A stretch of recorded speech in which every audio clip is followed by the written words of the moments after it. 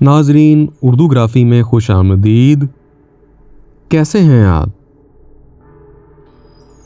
आज आपके लिए मशहूर शायर शकील बेदवानी की एक खूबसूरत गज़ल लेकर आए हैं। मुझे उम्मीद है कि आप पसंद करेंगे। उससे पहले अगर आपने हमारे चैनल को सब्सक्राइब नहीं किया तो अभी कर लीजिएगा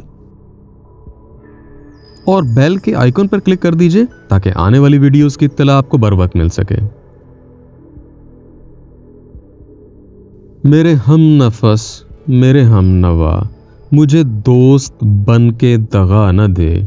मैं हूँ दर्द इश्क से जां बलब, मुझे जिंदगी की दुआ न दे।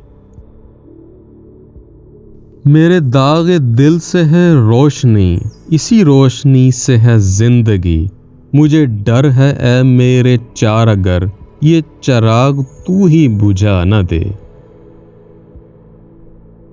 मुझे छोड़ दे मेरे हाल पर, तेरा क्या भरोसा है चारगर। ये तेरी नवाजिश मुख्तसर, मेरा दर्द और बढ़ा न दे। मेरा अज़्म इतना बुलंद है कि पराए शोलों का डर नहीं। मुझे खौफ आतिश गुल से है, ये कहीं चमन को जला न दे।